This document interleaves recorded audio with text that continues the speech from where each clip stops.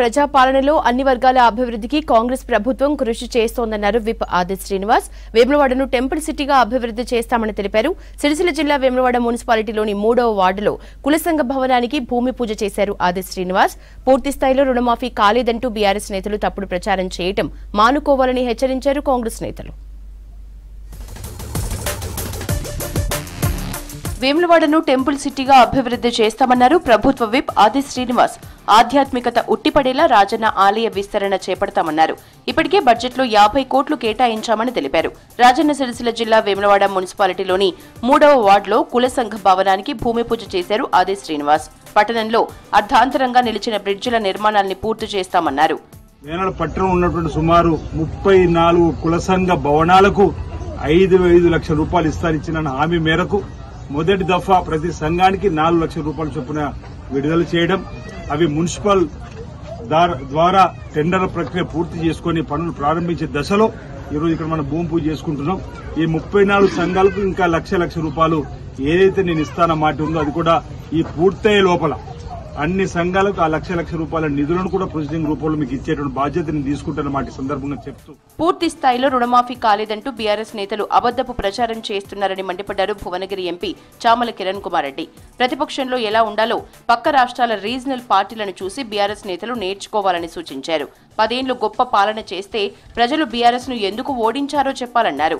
ఒకవైపు అభివృద్ధి కార్యక్రమాలు చేస్తూనే మరోవైపు ప్రతిపక్షాలు చేస్తున్న తప్పుడు ప్రచారాన్ని తిప్పికొడతామన్నారు చామల.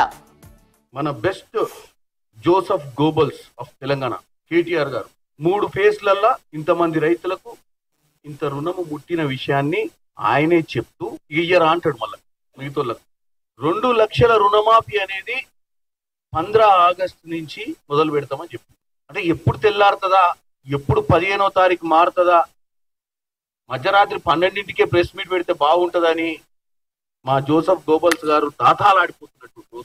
ఏంటంటే ఎప్పుడు తెల్లారితే మనం రేవంత్ రెడ్డిని అటాక్ చేయాలి. రేవంత్ రెడ్డి రోజు చూస్తే ఎక్కడో ఉంటుండో, రోజు అమెరికాలో ఉంటుండో, రోజు కొరియాలో ఉంటుండో, రోజు ఢిల్లీలో ఉంటుండు, ఢిల్లీలో కార్పొరేట్ సంస్థలతో మీటింగ్ పెడుతుండు.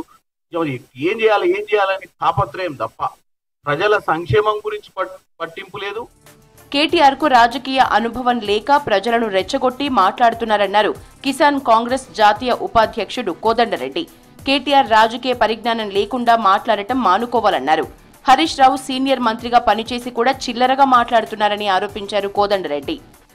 లెక్కలు చెప్పి 31,000 కోట్లు చెప్పిండ్రు, 18,000 కోట్లే మాఫీ చేసిండ్రు అనే మాటలు కనీసం రాజకీయ పరిజ్ఞానం లేకుండా నిన్నటి వరకు అగ్రికల్చర్ మినిస్టర్ గా ఉన్న నిరంజన్ రెడ్డి అట్లనే మాట్లాడతాడు, కేటీఆర్ గారు కూడా అట్లే మాట్లాడతాడు, హరీశ్వర్ గారు ఎన్నో శాఖలు నిర్వహించారు, వారు కూడా అట్లే మాట్లాడుతున్నారు.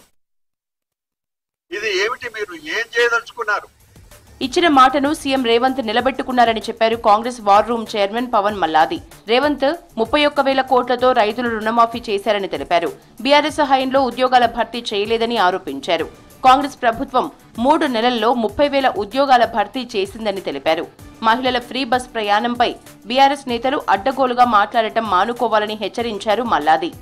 ఇవాళ రాష్ట్రంలో ఉన్నటువంటి మా అక్క చెల్లెళ్ళు, ఆడబిడ్డలు ఉచిత బస్సుతోని బాగుపడి ఇంట్లో చిన్న వస్తువులకు కూడా ఇంట్లో పెద్దవాళ్లను, భర్తను పైసలు అడగకుండా వాళ్ళ సొంతంగా వాళ్ళు 4 పైసలు సంపాదించుకొని దానికి కేపబుల్ అయి వాళ్ళ పైసలను ఇంట్లో పిల్లలకు, తల్లిదండ్రులకో, అత్తమామకో, ఆరోగ్యానికో, మందుకో, మాకుకో ఇచ్చేటువంటి సమృద్ధితను పొందుతుంటే ఇవాళ కేసీఆర్ గారి పార్టీ, బీఆర్ఎస్ పార్టీలో ఉన్నటువంటి కేటీఆర్ గారు, హరీష్ రావు గారు, ఇతరులు మాజీ మంత్రులు, పనిలేని మంత్రులు, పనికిరాని మంత్రులు, వీళ్ళంతా ఇవాళ కాంగ్రెస్ పార్టీ ప్రభుత్వం మీద దుమ్మెత్తిపోస్తా ఉన్నారు.